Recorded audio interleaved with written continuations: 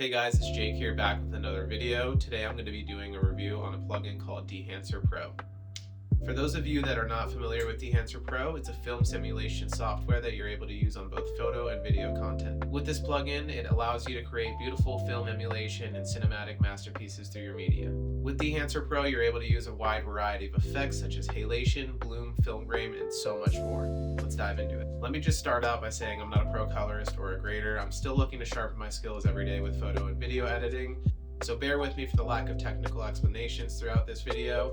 I'm a self-taught videographer and photographer, all of that stuff. I started about 8 or 9 years ago. I've been in this field for quite some time, and everything that I've learned has just been through personal research and everything like that. So I don't have any formal schooling for this or the best explanations for how things really work. I just know how I'm able to get from point A to point B just by trial and error pretty much. However, I am super excited to be making this video because Dehancer is one of those plugins that I've been eyeing down for so long. I've seen so many creators and filmmakers, friends alike, all use this plugin and create the most beautiful cinematic masterpieces ever. I've always been blown away by the effects, the colors, and everything they're able to achieve with this plugin. And I gotta say, right out of the gate, I was super impressed with this plugin from the minute I started using it. I've been using Davinci Resolve, and that's what I'll be using in the tutorial portion in this video.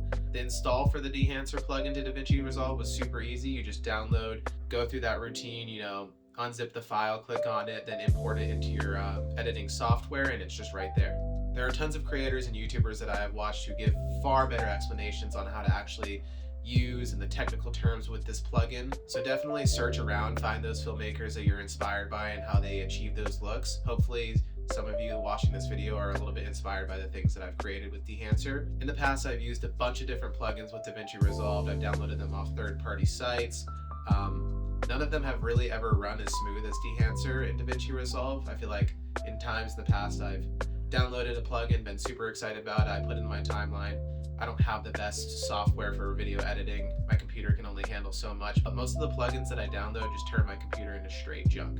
With Dehancer, I had no problems at all. There was no lag, no delay or anything like that, and it all flowed pretty seamlessly. Sip of coffee. Nothing like filming a video at 7 a.m. I was blown away with how many elements and features that are included within this plugin. One of my favorite features is just the film emulation, the film stock, film profiles, whatever you want to call them. They have beautiful Kodak, Fujifilm, and so many other timeless film profiles that you're able to incorporate into your videos. I've enjoyed using the Fuji and Kodak film emulation profiles. I use these pretty much every single day. They're my go-to now. One of my favorite things about this plugin is how straightforward it can be. Obviously, you can take it to the depths of the ocean and get as crazy and technical as possible with this plugin as you like. But if you're somebody who's new and just starting out, this plugin is just like a one-stop shop. Something that freaked me out when I first started editing in Davinci Resolve was the nodes and the coloring panel. It all seemed so complicated to create all these just different trees and links throughout just to get one final beautiful look. With the Dehancer Pro plugin, you don't even have to worry about that. You can just slap that plugin right on one node and then do all of your adjustments from there. Another helpful feature was being able to input whatever camera you're using for this plugin. Right now, this video is being shot on a Blackmagic 4K Pocket Cinema camera, but the clips that I will be editing in the tutorial and the video that I make for the example of what I was able to create was all shot on the Sony FX30. I think that this software can be super helpful for people who are just getting into coloring, especially those that are interested in film emulation. I've tried to create this look in Davinci Resolve by itself. I wouldn't say that it's been too successful up to this point. The next section of this video is going to be a little video edit or film, whatever you want to call it, that I put together from a recent trip to the Bahamas. All of this footage was shot on a Sony FX30, and I'm using the Dehancer Pro plugin to color grade these looks. After that section is done with this video, I'm going to run through a short tutorial on how I achieve these looks throughout it. And if you are interested in using Dehancer Pro for your next video project, I recommend trying their free trial on their website. And if you decide going for the full product, you can use my discount code JakeWub for 10% off your purchase. Anyways, I hope you enjoyed this next little video that I created. Like I said, again, it was filmed in the Bahamas on a Sony FX30. Kind of just more of a simple video. Brought the camera along with me for a few different moments on the beach, just traveling around, things like that. But yeah, hope you enjoy, and then I'll see you for the tutorial.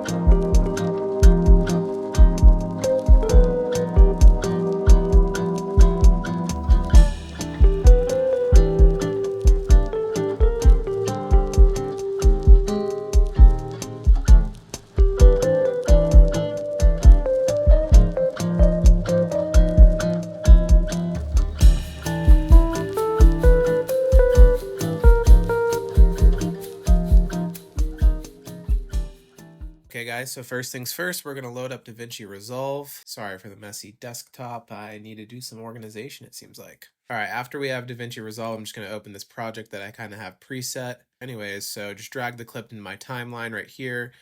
This is a shot that I took in Bimini that we're going to be grading today. So the next thing you're going to want to do to access the Dehancer plugin is go to your coloring panel.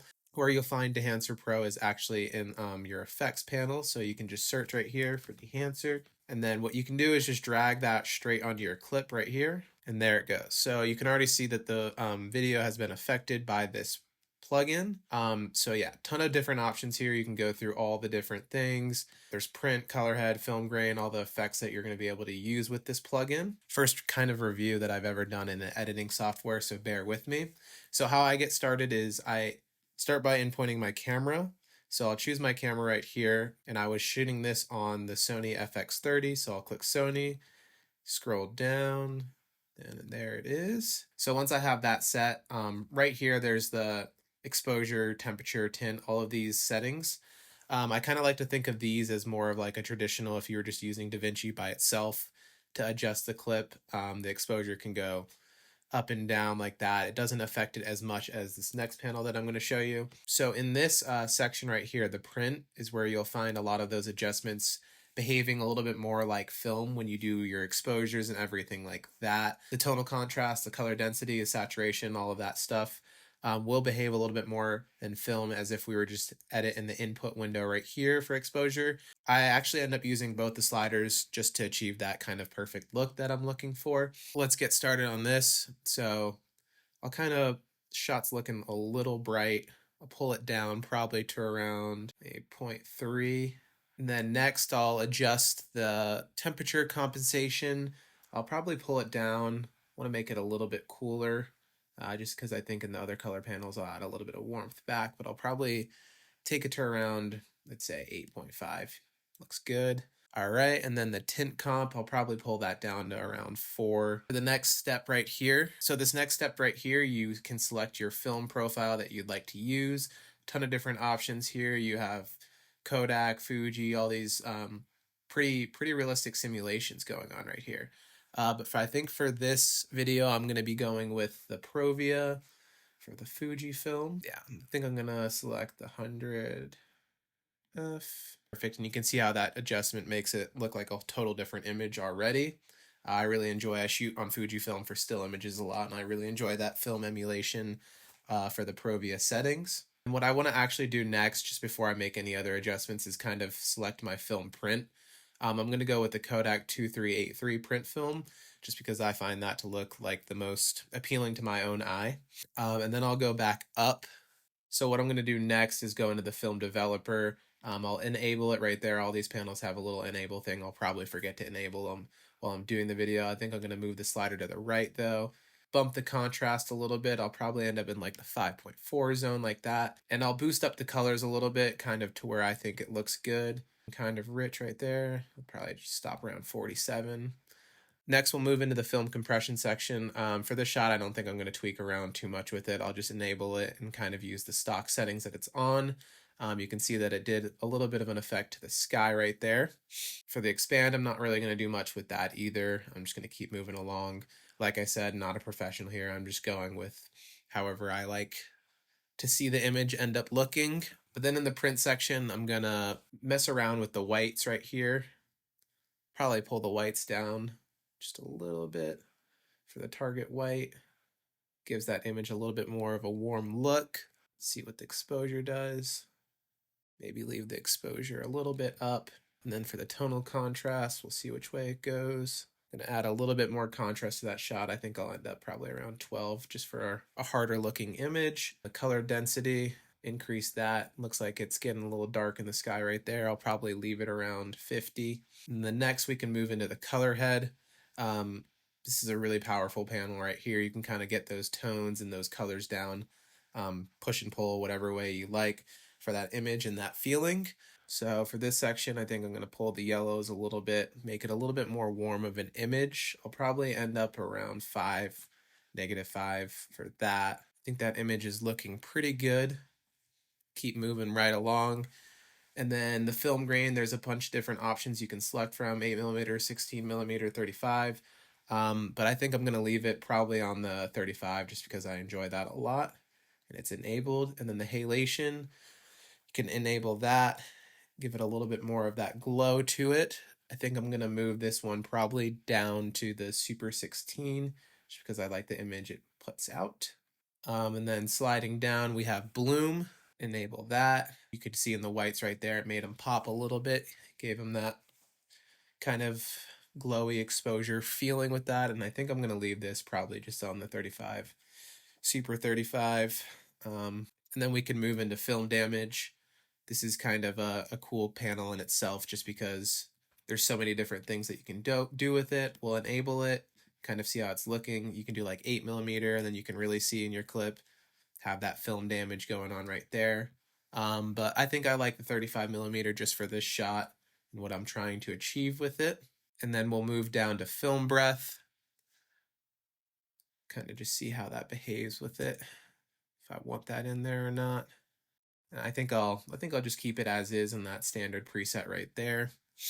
And then next up we have gate weave. I'm just going to enable that and also keep it stock. A lot of these presets, when you enable them and just turn them on, you can see such a big difference and end up actually liking them. There's tons to play around with, tons to tweak, but I'm already liking how this image is looking, so I'm not going to do too much. Maybe go back after and go over a few things just to get that dialed look in. Then you have the overscan panel. You can kind of create those vintage looks. So if you enable it, I think what's on, so the Super 35, you can get those film gates on there. Looks pretty cool, but I think for this video, I'm just going to go ahead and leave them off. It is a great option, however. And next up, you have the vignette. I'll enable that. Just kind of makes it that classic film vignette style look to it. See if it's too much, maybe pull it down a little, just a negative 0.4. That's looking pretty good. But yeah, that's just kind of how I would go about this process. Anything that you don't like, you go back over, you can play with the exposures and everything like that. However you want your image to look, there's pretty much no right or wrong in my eyes. It's just kind of that feel and emulation that you're trying to create. But I think overall that this image is looking pretty good. Play that back. My computer's a little slow, but I'm pretty happy with the results, and that's kind of how I achieved the video looks for that Bahama video that was just presented before. Sorry for the not technical explanations on everything. I'm more of a just trier, kind of test all the different buttons out and then achieve that look that you like. But hope you enjoyed that, and it kind of gave you an insight on what you're able to do with this Dehancer Pro plugin. I'm totally stoked on how all these images are coming out. It gives such a good, beautiful film emulation. This shot in particular really stood out to me just because of that contrast in the shadows and then the highlights. The house is nice and pink and bright. Just kind of turned out to be a nice, clean looking shot. But yeah, that's kind of how I would run about things. And yeah, hope that wasn't too hard to follow along with. Anyways, I hope you enjoyed watching this video. Hopefully in the near future I can do a little bit more of a technical explanation and tutorial for those who are looking to achieve different looks than the ones I presented. But for the meantime, I'm just going to be messing around with Dehancer Pro still, creating beautiful film emulation looks and just experimenting within myself and my own projects for the next, few months. So hope you stick around.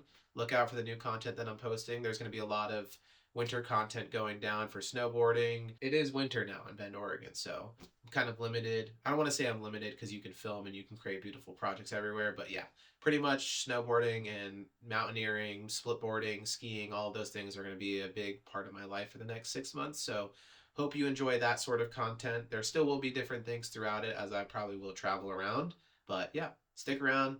Hope you enjoyed, and thanks for watching.